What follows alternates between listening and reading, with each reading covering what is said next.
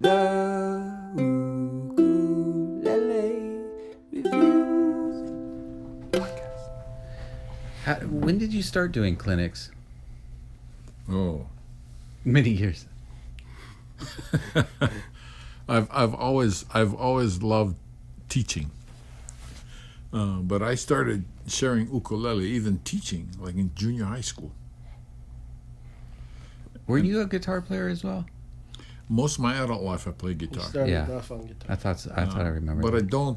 I don't know because it just I can't handle the change in feel anymore. Right, going back and forth gets a little Yeah. weird. Yeah, When I pick up a guitar now, it's like it's nice, but then it does feel kind of Yeah. big. But actually, the best training I've had in terms of teaching came from the Air Force. Oh, were you in the band in the Air Force? No, Oh. I He was a was a pilot. pilot. Oh, that's right. An instructor.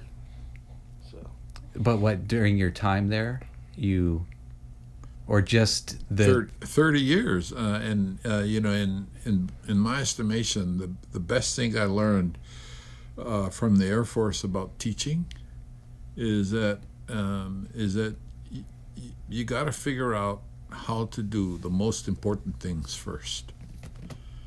Because the teaching I did was flying, taught people to fly, interesting.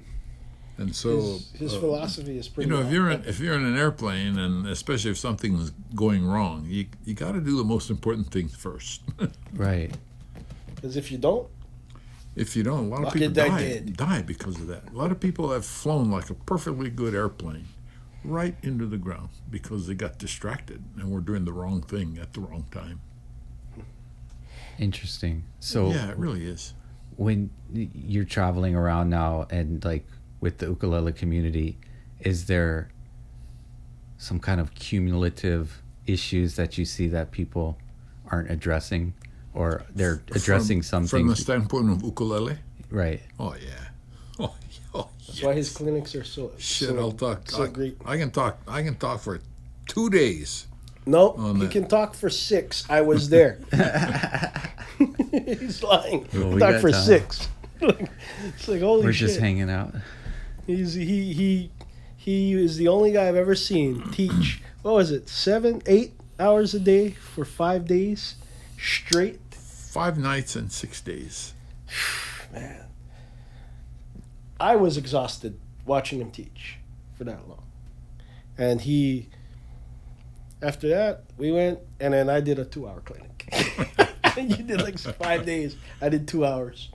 Where was this? We went, was it Cortez Island, and we went down to Seattle. No, we were in Renton. Is that when they did Chantel's thing? Yeah. Yeah. It was hot out there, man. That day was hot. Yeah. And all those damn llamas. What are you guys' plans going forward in terms of clinics and traveling? Are you guys gonna keep traveling together and doing that? Hopefully, yeah. Generally, my objective is education, and I found that doing this kind of thing works. And so, what I've doing in the last 8 or 9 years is always think of some different way that I can share ukulele, and we'll talk about some of those tonight because you get some real doozers coming up. Just really fun. Different way to look at things. Beautiful. Yeah. Thank you so much for coming down. Oh, God. Glad to do it. Okay, I'm full. So what? Go home now? Check one. There's a lot of fish over there too if you guys want to refill at any point. I know. You think we could go headphone free? Yeah, I think so. totally. We're right here, and there's nobody else. Why not? But Yeah. are we sounding okay though? You think? Good. What's the purpose of the headphones? Just to make sure your proximity is... Close enough to the mic. You know? Yeah, so just as long as you're conscious of that, you won't need You're fine headphones. right there. Those mics I am? are sensitive. Yeah. Oh hell! But like this I've got to kind of I'm be a aware. sensitive person. I got to be spatially Yeah, right. aware because sometimes I'll do this shit over here and I just Yeah. like, can you? Yeah, blow that thing, buddy. Aaron has a awesome voice when he gets close to the mic. Got that deep rasp. I've got over 6,000 hours of wearing a headphone Oh yeah, from flying. Yeah. So Absolutely. All over it, huh? nothing goes on those I'm way golden over ears ever. So, welcome to the Ukulele Review. Aloha. We have a very exciting episode tonight with a special guest. Actually, two special guests. But, sorry, Aaron, most special is... Kimo Hussey, There you go. And just as special is Aaron. the legendary Kimo Hussey, my friend, my No, mentor. just Kimo. Just Kimo. You gotta start doing that thing that what was that? Hi, my name is Kimo, and I'm your friend. So, just like every Ukulele Review podcast we do, there's really no agenda here, but a good conversation. Great. And I guess we could start off with the UGH is about to go off, right? What's the Yes. status on that? Ukulele Guild of Hawaii.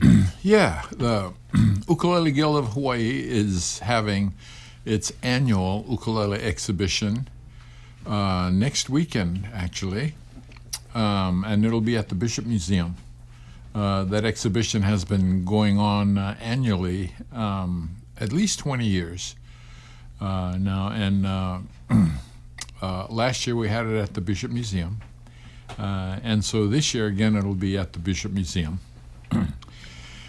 And just like previous years, we've got some wonderful, wonderful and talented builders who are coming. The Ukulele Guild, in terms of its mission, has a twofold mission. Number one is to share building techniques with people interested in learning how to build an instrument. The other activity, primary activity, is kanikapila. And the reason why I say kanikapila as opposed to just playing is we've adopted kanikapila as one of our two main activities because kanikapila amongst players promotes participation as opposed to entertainment. Where some people sit down and they listen to somebody play at them, which is fine. There's absolutely nothing wrong with that. But generally, ukulele people around the world will sit very courteously and listen to somebody play at them.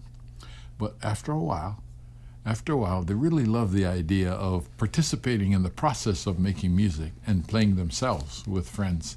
And so that's the reason why we emphasize kanikapila.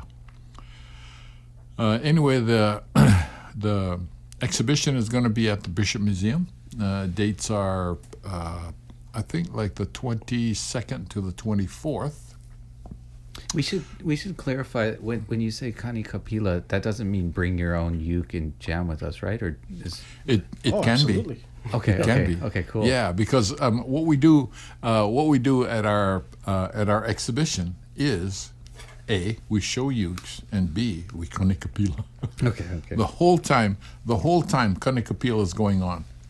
And so we do recommend that people, bring their own ukes because that way they don't try to borrow, the good ukes that are on display. Yeah, okay. That sounds awesome. And just a side note, Bishop Museum is something to experience in and of itself. That's It really is. Yeah, we've developed a really wonderful, wonderful relationship with the Bishop Museum. Once a month we go there and kanikapila for their guests, on the Bishop Museum grounds there, and that's been really wonderful. And so we've created quite a wonderful relationship with the Bishop Museum. We're doing the same, by the way, with Iolani Palace. Develop a relationship with them, and all we do is go down to the palace once a month, kanikapila. oh, when is that? I think it's the first Sunday of every month. They have like Kama'aina Day or something to that effect. You do that too, Aaron? I haven't. I've been lacking in my participation in UGG, but Kimo's been letting me know. He's gently urging me to come around more, and I've been trying to come around more. So I'd love to share one more thing about our exhibition. It's Friday, Saturday, and Sunday. And Friday, there is no exhibition. The entire day Friday is given to workshops that are actually put on by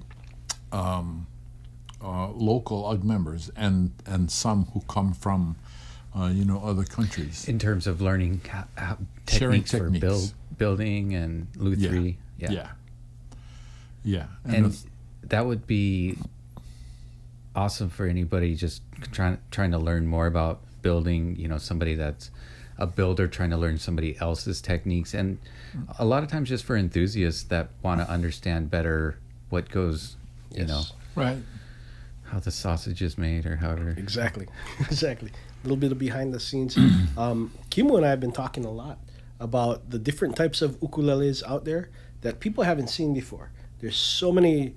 Well, you get all of the ukuleles, so you've pretty much played everything. But most people haven't. Most people haven't gone past what they have in their hands, and they don't realize that there are different types of build. There's each ukulele, and you can get the same ukulele built by the same guy out of the same, piece of wood, and it can sound completely different. Right. And it's like, it's one of those things that every individual instrument has its own little soul and stuff like that. And when you come out to see the guild, these guys are such Joe Souza is one of the guys that are kind of like you guys are, where he's such a woodhead. They all have this thing, like they can tell by the voice of this thing that it's this guy. It's pretty amazing, but you got to come check it out. That's in the workshops I do, because teaching and sharing ukulele is probably my favorite activity in ukulele, and I like to talk to people, ukulele players, about the difference between high G and low G, and tell them that the choice is theirs. However, if they look at the difference between high G and low G strictly from a sound standpoint, then the question becomes, hey, are there other things about sound that I, as an ukulele player, can experience? And the answer is hell yes. Yep. Even before ukulele builders who make different ukes. For example, there's like a 5-string uke, and a 6-string uke, and a 7 and an 8-string uke, and even among these multi-string ukuleles, wherever the builder decides and how he decides to double a course makes a huge difference in sound. And so from the standpoint of the player, the wonderful thing is you never run out of different options to experience different sounds. right. I've never heard a high G uke that didn't sound a great sounding high G that didn't sound good also low G. Yeah. I mean, do you think it's one or the other on certain ukes? To me, it's just a matter of preference, as opposed to there being some kind of objectivity to how you choose. The only objective thing that I like about a low G instrument is that it increases range. And you guys can go download Kimo Hussey's album Low G somewhere, right? Absolutely. And some of the things that he plays on that album are pretty insane. He is one of the few people that I know that does chord melody, but he's playing in the lower register of a low G. And that's just kind of not something. You mean melodies on the melody on the low string. Sure. Yeah. Yeah. And he'll play it on there. But because our ear hears the last note that's played as the lead, as opposed to the highest note, he's strumming up like this. And I've had this question from hundreds of people asking me about what Kimo does, And my first instinct is to say, ask him. But then every time I tell somebody to go ask him, he turns around and he goes, go take lessons from Aaron. Yeah, yeah. And so it's like, but you know, I mean, I love the That circle. I love the giving back and stuff. That's really cool. But like he has this like phenomenal way of doing things, and when you have a low G instrument that's like you said, I've never met a uke that was a great high G uke that you couldn't put a low G on was still a great uke. You know, it's always gonna be great. Like 'cause a if it's- resonant uke will be yeah, it's good a resonant either way, uke yeah. is a resonant uke. But I think a lot of times when we do the high G thing, we do want it to cut off the sustain a little bit quicker, you know, because it doesn't ring as much as the low G. The low G kind of has that overtone from that low string, and I really like that. It sounds fuller, but with the high G on it, it's very staccato, and it gives you that real banjo-like quality to it. And if you ever wanted to, like, look at something along those lines, check out the guys that do that frailing banjo technique on it. Sure. They have that real Claw staccato. hammer and all those different styles, exactly. yeah. The claw hammer. I they feel call like it I the palm cut diggity. you off earlier, Kimo. Sorry. Oh, I probably did. I already forgot what we were talking about. I'm It was, sorry. it was That- no that problem. happens it a lot was here, different. sir. You were talking about, like, you know, how people are like high G or low G kind of thing and getting into that. Yeah. It's a matter of preference, and the thing about that, from a standpoint of learning, is, in my mind, if a person prefers, let's just say, a low G uke, like I do, then it's a matter of figuring out how to play to the instrument. Because there's no such thing as the ultimate instrument. It's impossible. Right. So the degree to which we're able to play different instruments and figure out what it is you like about that sound, or you don't like. If you don't like the sound, don't play it. But if you like it, say, okay, self, what do I like about this sound? And then sort of kind of play to that sound. Take what you know how to play, and play to the ukulele. Because if we share that kind of, I'll just call it a technique, with ukulele players, and what it does is it just opens up so many more horizons for them to learn to play. One of my favorite techniques in workshops, because of the travel, which I love doing, I do workshops around the world, and there's certain places in the world where people just don't have access to different ukes. But if you take a look at the ukes in any workshop, even if like a majority of them are let's just say Chinese ukes, they're all very different. So one of my favorite techniques is to get everybody sitting in a circle, and we talk about what makes a good uke a good uke, and then what I do is have people, okay, pass your uke to the right, and then they just listen. Okay, pass it in to the right, poof, and then go all the way. Keep doing it until the uke comes back. But in the course of doing it, people hear a lot of different sounds that they just never heard before. Interesting. And I've never ever done that without people being really, really amazed Yeah, sounds fun. at the different sounds that are available to them. I was there when he did that once, and we were up in Canada, and he went and he had everybody pass the uke around. And the thing that really, really kind of sparked my interest in it was the way people remembered which one they liked. So they would go over and talk to that person after. And at the beginning of a clinic, I don't know if you guys have ever been to a clinic, especially like a ukulele retreat where it's a couple of days. Everybody's very, standoffish. They kind of like, they're very... Especially at the beginning, they're a they're little very stiff. reserved. They're a little stiff. But after that, they like that uke. They'll go talk to that person. They make friends. And then now all of a sudden, the whole room is going. People are writing down names of brands of ukuleles that they like. And it's just opening up so many more options for people like that. So. I mean, the ukulele community is pretty much a good bunch, Oh, yeah, totally. They're great. Totally. They're great bunch. Like some might be a little bit more introverted and need a little time, but overall, it's like Yeah. You get them to a kanikapila, you'll be surprised. It's how one many of the people things come that's out of the always fascinated me about the ukulele community. They're just so wonderful people. Absolutely. And well, which is like kind of the point of this thing right here. I was actually at Kimo's house the other day, and I called Andrew up. I was like, "Hey man, we gotta get Uncle Kimo on the podcast," because I will go to his house. We meet about once a month, maybe once every 2 weeks sometimes. But we get together, we go have breakfast, and We talk story. we just talk story. This is what we do. And Yeah. I wanted to have a way where people could see just how like what we have in Hawaii and in the ukulele community in general, treasure in Kimo Hussey. oh, people know that already. He's got such a wealth of knowledge, but like they never get to see this part of it, where we sit down and we just talk story and we. Yeah, that's true. You know, and just, so- just talking about stuff. It's important just to talk story because Voila.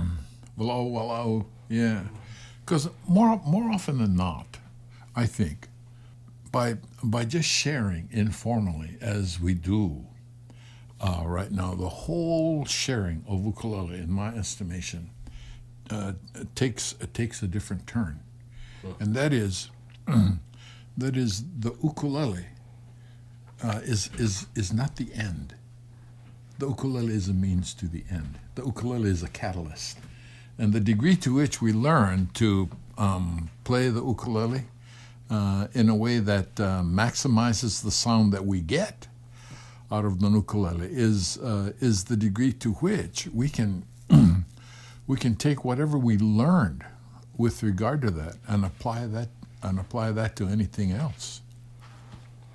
Yeah, I go see him all the time. We talk story. Most of the time, it's like, because I'm one of those guys. I'm married. I'm relatively young for an ukulele player.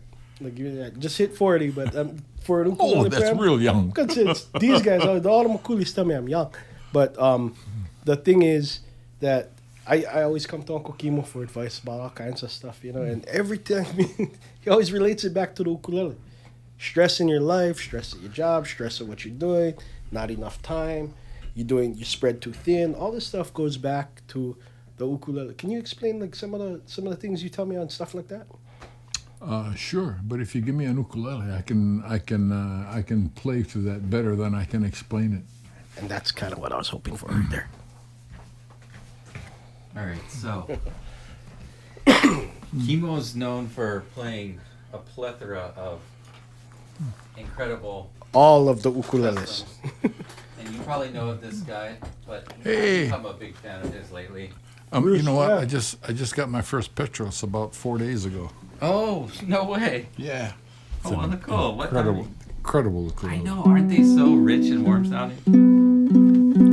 Actually, Kimo was telling me that the Bruce Petros ukulele he got, when he handed it to me, he goes, have you ever heard a ukulele that sounded this broken in, brand new? I know, so And I was like, warm and broken not in at right all. off It's the bat. crazy.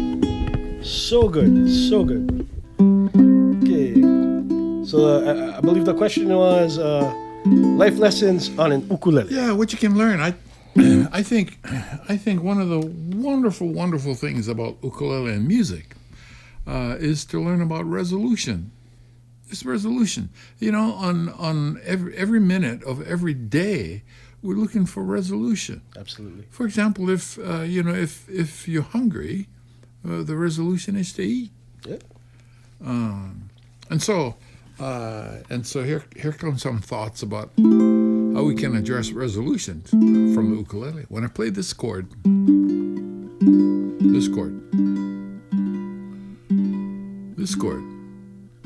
it wants to go somewhere. And this Leaves you chord, in discord. it wants to go somewhere. Yeah.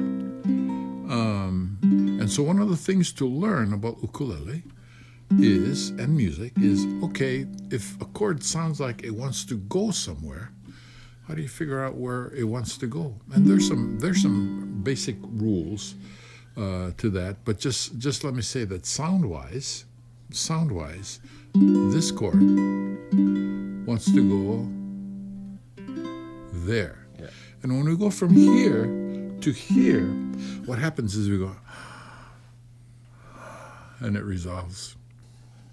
You know, these are like life lessons. I want to get in on this metaphor. Exactly. Yeah. Exactly.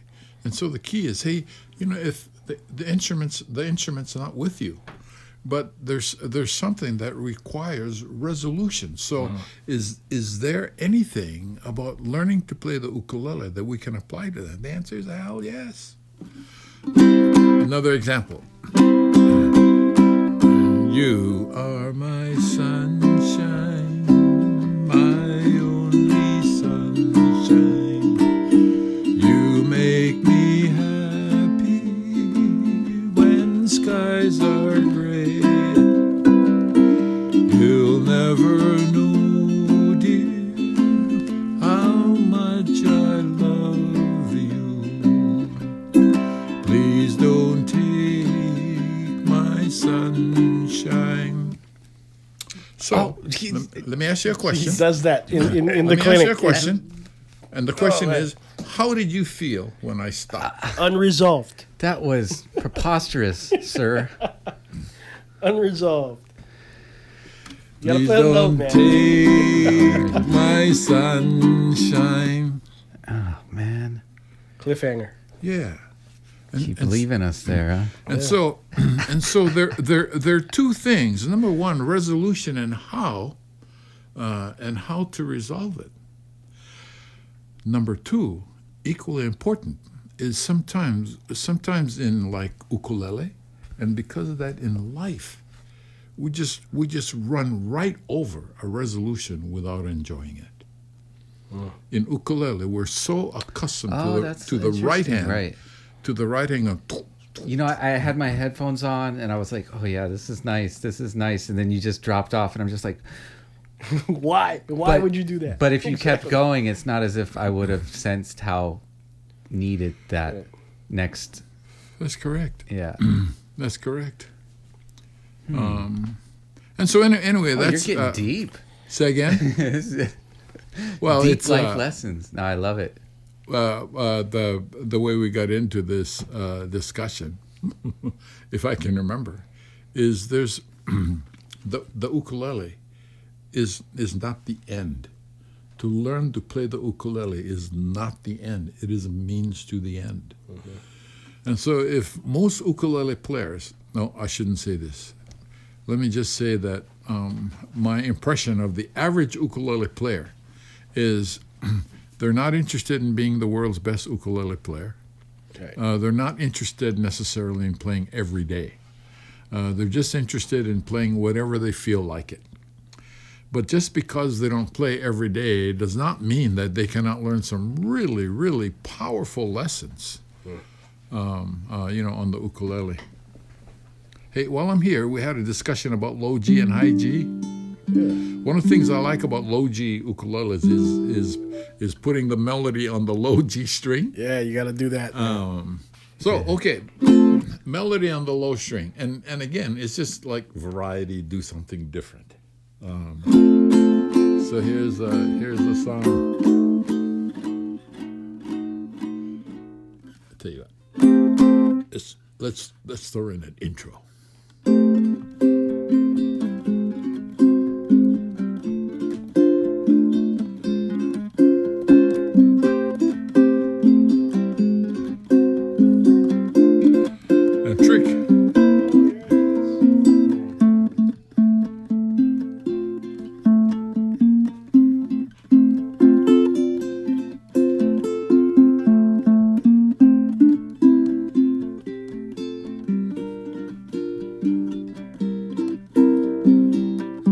That's the lowest note you can have on a.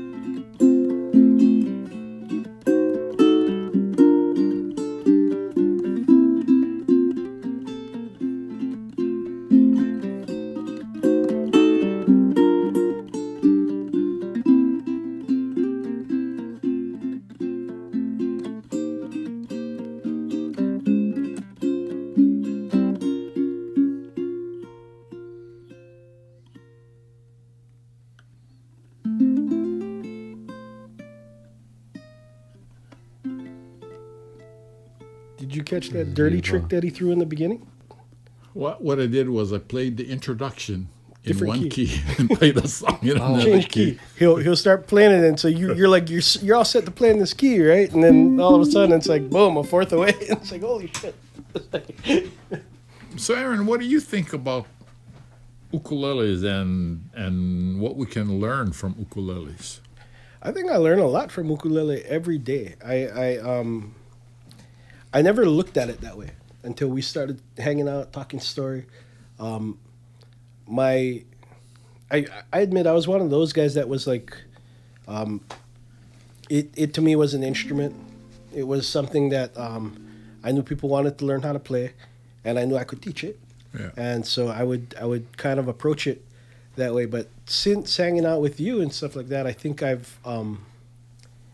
it's very important to get to this point. In if you're gonna teach ukulele in general, but I can honestly say now I love ukulele, and I don't think I did before, or maybe I did, but I didn't recognize that I love playing ukulele, that I love sharing ukulele. I didn't know that stuff before because I was young and kind of hot-headed and a little bit Well, you're still young. and still ugly too. So, I think it's hey. partly that, and I think it's partly where the ukulele has gone itself, because Oh, totally.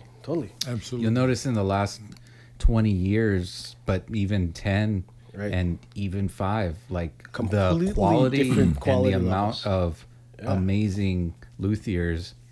Well, you look at, and I think guys like the Guild and guys like you are really helping to promote this, is that luthery, regardless of what people might think in terms of like the layman's term kind of thing, luthery, the guy builds instruments, whatever, but a lot of people don't really recognize that luthiers now are at a different level than they've ever been. They talk about the golden years of Martin and stuff like that, but imagine like those ukes or those instruments sound, ukes, guitars, everything, they sound so good now because they're like 60, 70, 80 years old.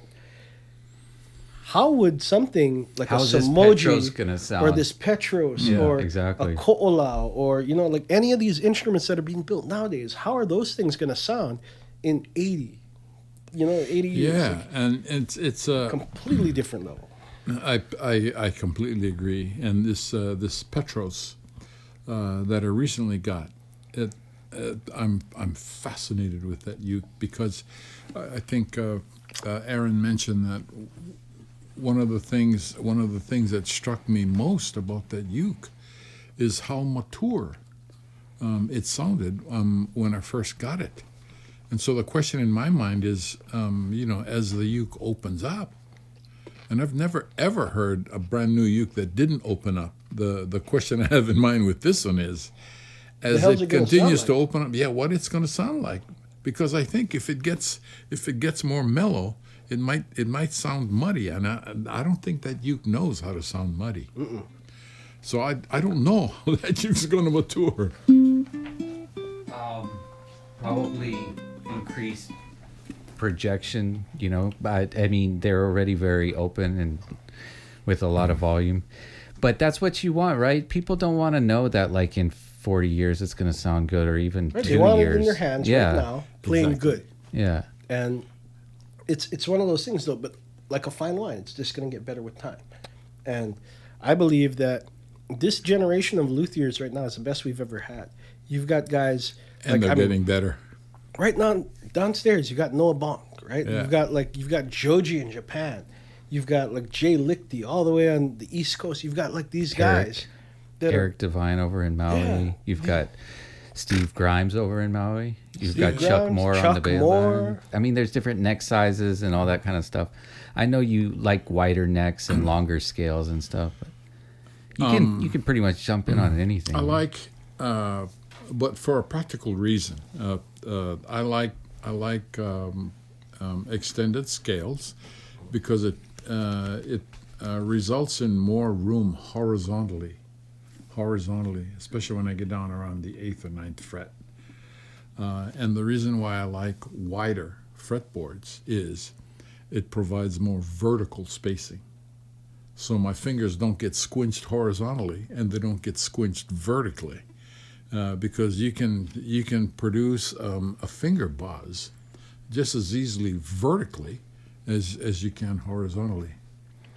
But for somebody like me that's played on like the more regular scale and nut width for that long, it feels a little bit, I don't know. Yeah. Like it doesn't work for everybody. It's That's correct. individual thing, right? That's correct. And I, with that in mind, I have a special message for ukulele players and ukulele teachers that I've been trying to promote at least 8 to 10 years, and that is, don't play one ukulele for a long period of time. Because if you buy an ukulele and think, oh, this ukulele is so cool, I'm going to play it forever. And you know what? There's nothing wrong with that. But if you do that, the guy who made it is getting better. Yep. And so that's why, like, for a long time, at least 8 or 10 years, I've turned ukes a lot. And the philosophy changed from having to hoard everything that I thought was of value. I changed philosophy, and that is, sometimes when something really cool and exciting happens to you, you like to share, somebody else. So I decided, well, the hell, I'm not going to hoard ukes anymore. I'm just going to share them. So I buy them, play them, sell them, buy them, play them, sell them. And after I buy them, I play them, and I hang on to the uke long enough so that I get to learn about the uke and promote the builder. Because I only do this with quality builders. And in the course of doing that, I collaborate, with the builders. I like to talk story with them, just as we talk story now about the next build and what we're going to do. And I've learned so much doing that. And what's your favorite part of working with different luthiers? That's a good question. And the answer is, I enjoy being able to enjoy their creativity. You kind of give them the space, Yeah. like a few parameters, and then. Well, they give me space too. I mean, we give each other space, and generally when I buy a uke from a builder, like Petros, for example, the Petros I got several days ago is the first I've ever had, and so one of the things I told him is, hey, Bruce, I said, you know what? I want to come to Wisconsin and play your uke for you in concert. And I love doing that because the guys are so cool.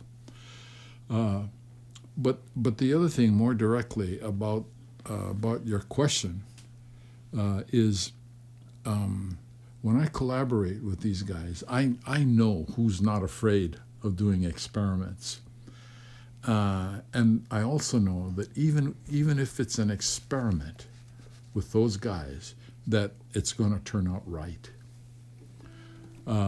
Eric Devine, for example, recently started building 19-inch tenors. Aren't you doing something with that? You're doing some kind of a retreat. Yeah, February. I'll get to that. This is cool, Andrew. You'll like that. Oh yeah. But anyway, Over in Maui? yeah. But anyway, for Eric, a I want a retreat. 19-inch tenor is like brand new. But Yeah. one of the things he mentioned, after, because I played the first one he made. You must have had to really prod him to make that longer scale. And it took years. But one of the things he said, well, I don't know, maybe my tenors are obsolete. He loves it. Oh, And really? Yeah. Oh, yeah.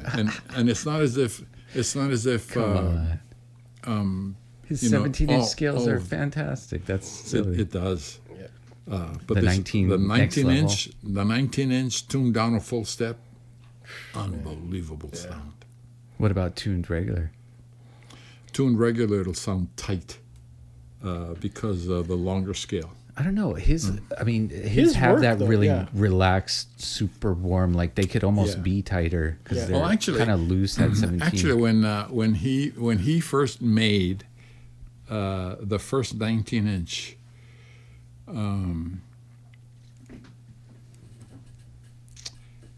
and we tuned it B flat, he loved it. But then I was telling him, well, I don't mind the B flat tuning because a lot of the times I play solo in a concert, so I don't have to be changing keys all the time. And so he said, man, he said, I wonder if we can do the same thing and get it to sound the same, but tuned GCEA. Tune the C. And so I said, well, how the hell are you going to do that? And he says, well, I'll just shorten the scale.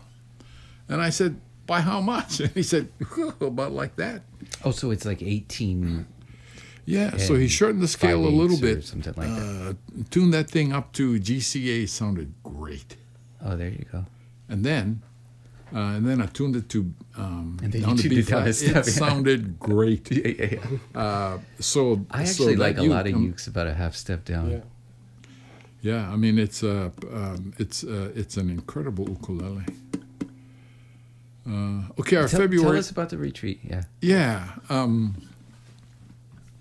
had to be about 3 or 4 years ago. Who doesn't want to retreat? I'm talking to Eric, and Eric goes, you know what? He says, I wonder what it'd be like to make a bunch of ukes, invite people to come to a retreat, and when they go home, everybody goes home with a uke. And at the time I go, yeah, right. So we just forget about it, Yeah. and over a period of time, keep talking about it, and so we finally decided. Oh, I don't know, about a year or so ago, whenever it was. Okay, we're doing this. And so we are. It's going to be an event that's held on Maui in February of 2020. Only 6 people come because Eric finally decided that he could only make a maximum of 6 in a batch for these. So we wanted it to be first class. So Eric has a gourmet chef who's from Australia, I think. So we hired him Holy to come. moly. He's going to come. Good wine will flow because it's like first class. And everybody who comes, our plan is when the 6 people come, they okay, we're going to come. Okay, you're in room 3. So they go in room 3, and here's this display, a uke, a custom stand that Eric will make, and just stuff, and that's wait, their uke. let me get this straight. Everybody that attends gets a divine? Yes. That is the point. Isn't that insane? And it's not just Yeah. any divine. And Not right just now- any divine. And right now on Facebook, he's started the build, so he's posting. Oh. He's posting the build. How does this going to work? You can have people fighting over ukes. Are they all going to be the same? No, they're all No, different. they're 6 not. different They're ukes. all different. And who decides who gets what? We do. Yeah. Because it's just going to be random on our part. Oh, okay. Yeah, because all of the ukes are in like the same And price then range. What, people Yes. can And build trade if range. they want to trade or Yeah. whatever. Yeah, we'll let them trade if they want, but that's up to them. So they come to this 3-night and 4-day retreat on Maui. They get there and they get their ukes and Koa? all Some of different them are woods. koa, some of them are rosewood, some Different of them are woods. maple.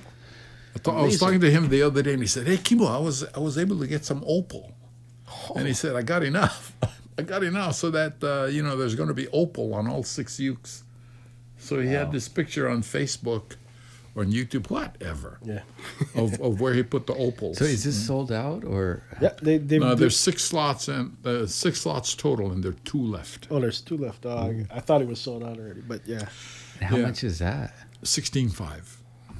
That's and that was It's a whole experience, though. Yeah, right? well, really is. considering that you're getting a custom divine, which is Yeah. like But you're the getting majority a of that price retreat anyway, too. you know? That's Yeah, not the cheap. retreat, we wanted to quality be instruction, first class. Kimo Hussey. Yeah, like having flying in the chef and all that jazz. That's like That's right. Yeah, and then you got a premium instructor. And one of the fun things we're going to do is, Eric likes wine. where good wine. there's two people watching right now that are itching to get in on this. Yeah, where can they go to sign up? What do they have to do if you got 2 slots left, right? Like, Contact Eric or I on Facebook, email, whatever. We'll contact them. But Okay. there are only 2 slots left. Alan, I'm one too of ugly. the things I thing is getting really right. look forward to doing is there's going to be a wine pairings event. Where the chef and the wine person get together, Sure. and they're going to create 6 different pairings of wine and food. Oh, And what I'm going to do is take those 6 ukes and pair- listen to the adjectives that the cook and the wine guy use, like a tasty or motor, whatever. And then I say, that's the uke. And so while the people are enjoying the wine and the food, I'm playing the uke that we would pair with that.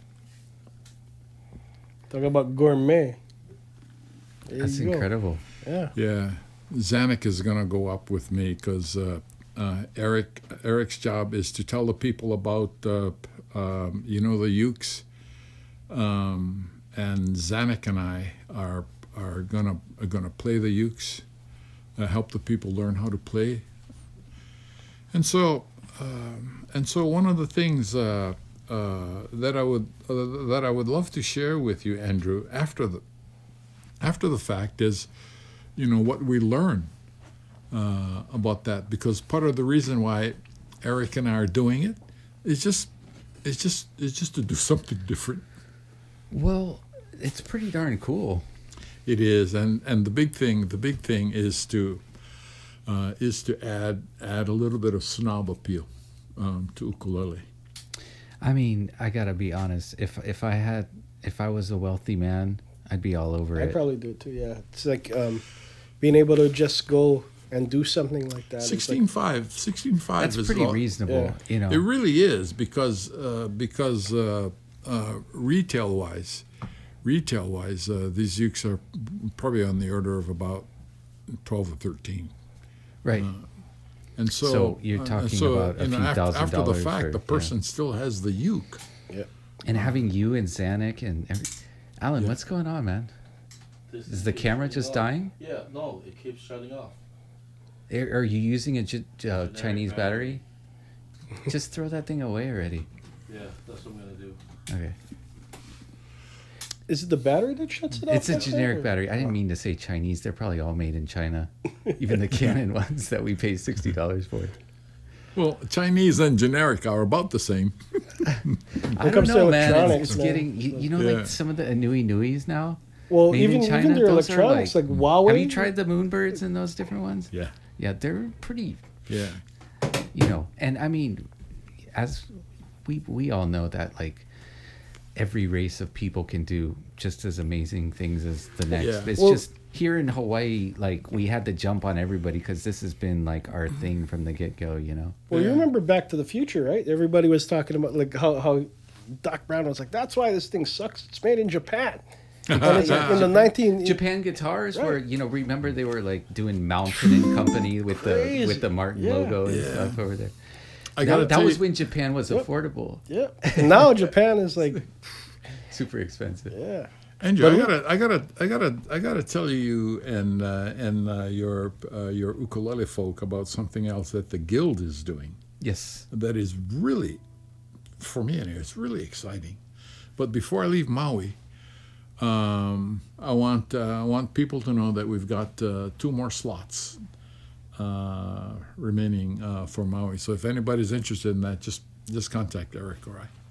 That's gonna be quite the experience. Yeah. Definitely. Yeah, but again, when we're done, Eric and I Eric and I share a lot of ideas on the marketing thing, and one of the reasons why we're doing this is just to do something different marketing-wise. So I'll tell you about how that goes, because I think there's some really wonderful lessons that can be learned from that would apply to what you do, Andrew. Yeah. And I mean, I think more and more people are looking for experiences, even beyond products, Yeah. Well, on that note, he had mentioned some snob appeal. Aren't you doing something involving Lamborghinis and some crazy shit like that? Lamborghinis? Yeah. Have you heard of the Velocity? Velocity is over a in building Honolulu. on the corner of Yeah. Kapiolani and Ward. Right. A 3-story building With all the with all the European cars. Yes. Alfa Alfa Romeo. Yeah. You got Jaguar. You got BMW. We're gonna do an event there, and we as the Ukulele Guild of Hawaii, we're gonna do an event there in May, and it's gonna be on May the 2nd and the 3rd. we Which gotta is a get those Saturday and defines with Sunday. the gold inlay on there. And Well, we'll probably do some kanikapila, but the whole idea is to display ukes. Count me in. there. I'm there. And the ukes are going to be displayed, not necessarily all together. We're going to display the ukes like around some ukes. Okay, maybe we'll put like 2 ukes next to a Lamborghini. Yeah. And 2 ukes, they sell like Lamborghini, Ferrari. I'm gonna have to send Bentley. Alan over for that photo shoot. He was Totally. I used to shoot for them. yeah. Oh yeah. Oh, even there's your photographer right there. So anyway, at our Actually, you should look at his photos. They're incredible. There you go. See, you should have the guild. Hey, Alan, show Well, him real take quick Alan. like a shot of some of the cars. Oh, I'd never love to mind see now. that. Yeah. They're photos of cars. Yeah. He takes the sexiest shots of cars. It's amazing. And you know what? He just did the trip with Calais and Corey, and you should see some of the shots he took on their tour too. He's an amazing photographer. For the guys that don't know, Alan over here is the newest member of the team on this side, and Is it Shanghai? Andrew constantly, brings up more and more better people. So, it's like, I mean, it's come a- Alan's been friends with Corey for many years, and Yeah. so he's been jumping in here and there helping us. But I never thought I could afford this guy, and you got him full time and now. well, yeah. I mean, then he was like, you know what? I don't need to make much. I just like this job. I like these people, and crazy guy There you took go, a man. pay cut to come work with. Crazy guy with mad talent just decides like, I don't need to make much money. I just want to come kick with you guys. And Yeah. that's That's like cool. the big appeal of working for Andrew. It's You show like him some of the shots from the tour. I'm looking at some cars now. Well, like the beginning was the Yeah. some of the shots of the tour. So, anyway, Look at your next weekend during our exhibition, Saturday night, and if you want to come, you can. Our dinner Saturday night is going to be down at that Velocity building. And the dinner is going to be in the Bentley showroom. Oh yeah, you gotta come to that, bro. And so what they're going to do is clear out the Bentleys except for 2. So there are going to be 2 Bentleys in the showroom of our Saturday night dinner so people can take pictures. For me, it's a matter, again, of, adding some snob appeal to ukulele. Yeah. I And don't know you if you know want to use that word because No, that's- well, it's the antithesis of what ukulele people want to be. Exactly. Exactly. And that's the And you're reason trying to embrace because it, yeah. some there are some people out there who it's like they almost feel like ukulele is below them. I love playing for people like that. Now watch this segue. I don't know those people. As far as like the snob appeal being backwards from what like most what we would consider most ukulele players wanting and stuff like that. Kimo has staked his entire ukulele career on going the opposite direction of what everybody's doing. And this is not a knock against it because like you guys know, man, like Corey is like probably my favorite player in the world, and I love Calais, I love Jake, I love all those guys. But when those players started playing faster, Kimo decided that he was going to play slower. And he told me, he said, it's because as I get older, I'm not going to get any faster. He says, I just wanted to be more tasteful. And so he did that, and he came up and When you know, after I retired, I wanted to get back into music because my degree is in music. It's in choral conducting because I dearly love choirs and church music. Where did you get your degree? Southern California at Occidental wow. College. I went there to study choral conducting. Let me ask you before you continue your story. What was your mentor early at first? Like, was there a certain spark at the beginning, or somebody that taught you when you were a kid, or just it was? My uncle got me started when I was 5, but after that it was all like Just self-taught. everybody. Yeah. But then you end up in Southern California, going to university, taking choral. Yeah, I went to the same college that my high school music teacher went to, because he and I were very close, and he also was like a choral conductor. So anyway, because of the draft, I had to get into the Air What Force. got you into it? And the longer I was in the Air Force, the more I liked it. So that turned into a 30-year career. When I retired, I wanted to get back into music. I can imagine liking flying. It sounds pretty exhilarating. It was, but I interrupted what I wanted to be like a career teaching music. They interrupted. For that, so there was no doubt when I retired from the Air Force that I was going to get back into music. After 30 years of Uncle Sam's bureaucracy, I decided that I didn't want to get back into choirs because I'd have to go recruit people, rehearse them all the time, and go through all the administrative stuff. So I decided that I was gonna play ukulele. One of the things that helped me decide that, 2 things. Number one, at the time the ukulele renaissance had started. It was going. And number 2, I thought, small instrument, I don't have to answer to anybody. I can be my own boss, and I'm not going to play with anybody at the time because it was just too easy for me to play. So the first thing I decided I was going to do is see if I can get famous as an ukulele player. Jake was on his way up at the time, so I studied Jake. Ooh, this guy plays real fast.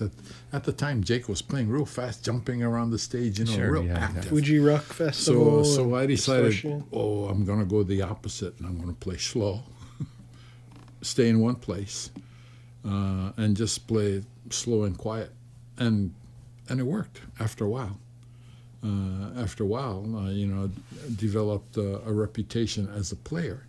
And once I did that, I started teaching because I wanted to get back into teaching, and that's how this whole ukulele stuff started.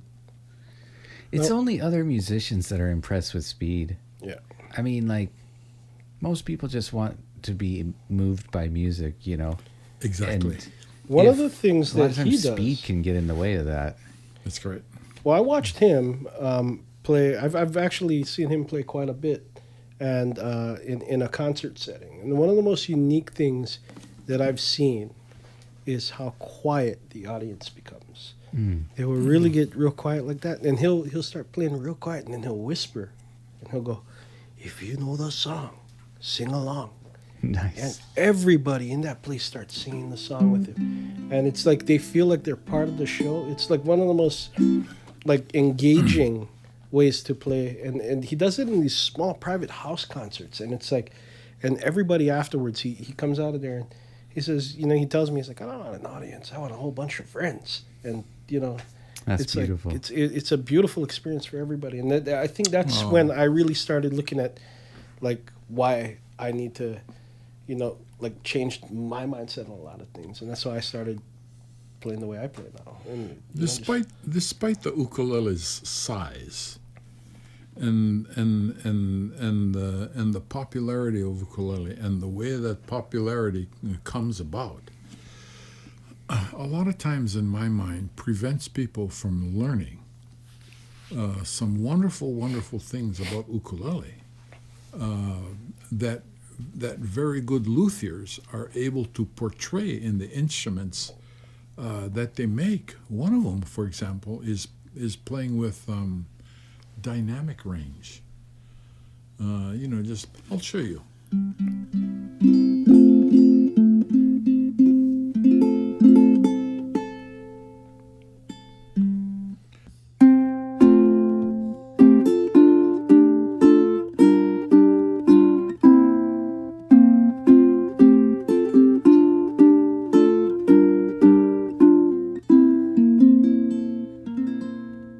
And now some variation.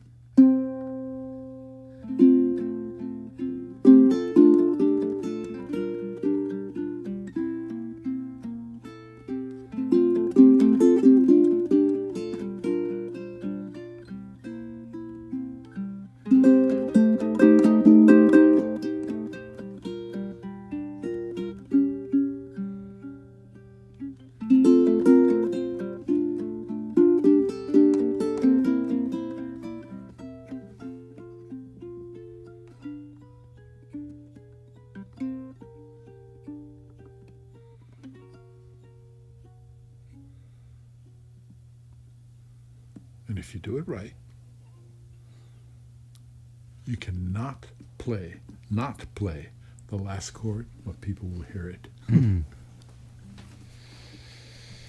And so it's a matter of taking advantage of the talent that builders have in order to learn to play the ukulele and bring something out. In the ukulele. But that even normally like don't. somebody can take a piece that they know how to play already, and just take what you just saw Kimo do and try to just rethink the dynamics of your playing, and how you can be more delicate at certain parts, right? And Absolutely. dynamic, like jump up at certain other parts. Can you tell them about the 5 things that the right hand does, Uncle Kimo? Oh, So what it controls? yes. Oh, that's the paywall for that it kind of is, info. man. That's what it is. I tell people in the workshops that I do that there are 3 things that need to come together, balanced well, in order to produce good music. And those 3 things are left-hand technique, right-hand technique, and the quality of the instrument they play. With regard to right-hand technique, I tell people that the right hand has 5 things that it does simultaneously. Those are melody, harmony, rhythm, tempo, and dynamics. Most people stop with melody, harmony, and rhythm because they get that from the music. And so in the piece that I just played, all I did was to add dynamics, loud and soft, and tempo, change speed a little bit. And by doing that, what it does is it adds emotion to the music. If it's true that most people enjoy playing ukulele in order to have fun, having fun, at least in my estimation, is not objective. It is emotional. So the degree to which we play and practice in a way that makes it emotional and not just objective is the degree, I think, to which we keep playing. Yep. Because we like the reward. And by the way, that reward is resolution. Can you talk about the 2-year thing? As far as remember you were telling me that the problem with not having good teachers is that after 2 years. Oh. Yeah. Not having good teachers is kind of like perhaps a bad choice of verbiage, just like snob appeal. But That's what you're trying to bring back, right? that's right. Exactly. The opposite. You think like that's playing a factor in certain people stopping? I'm sorry, I just let you. Absolutely, because the question most often asked of me as a teacher around the world is how can I progress beyond? how can I make more progress?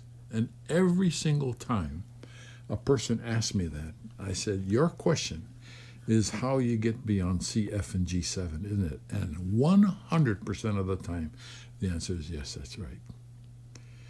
And the reason why they don't is they're not being taught to do that. And the reason why they're not being taught to do that is most teachers don't know how to get a person beyond C, F, and G7.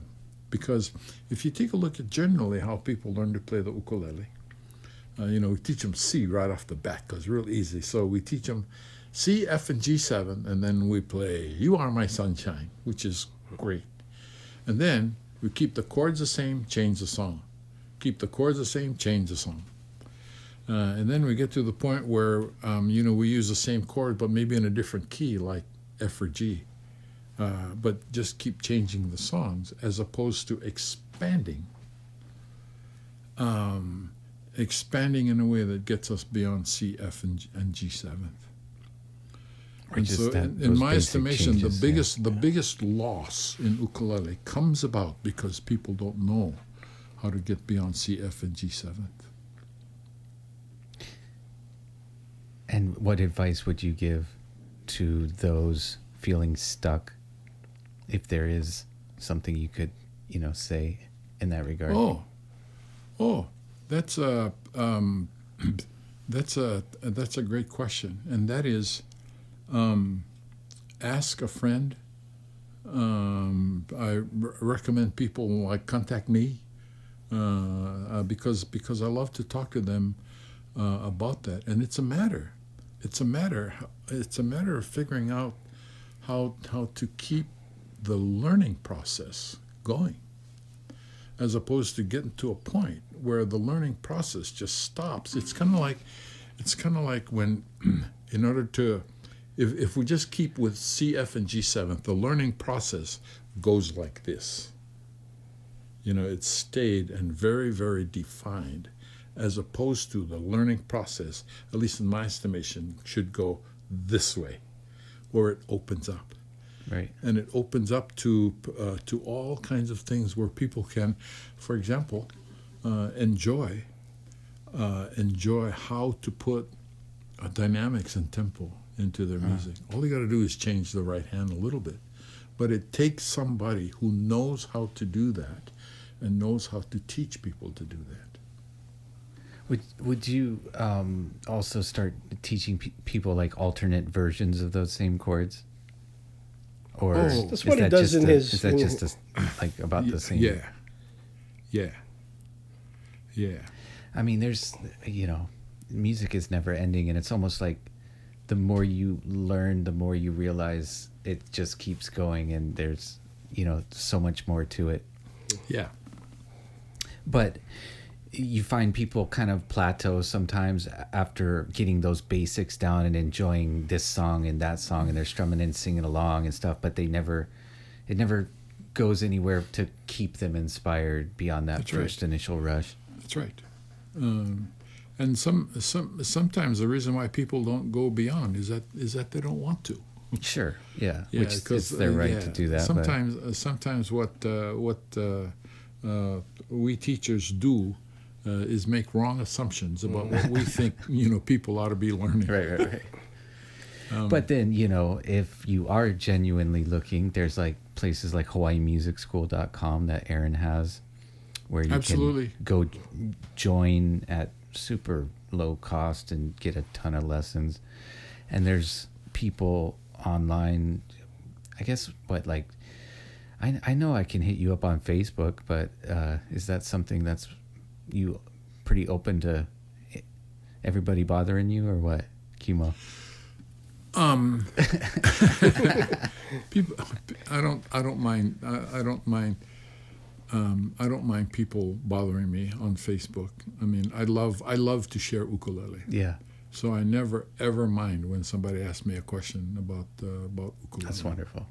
Thank you for opening yourself up to the community sure. that, because I think you're like our collective uncle, and we look up to you in that way. So, hey, I got another builder I want you to check out.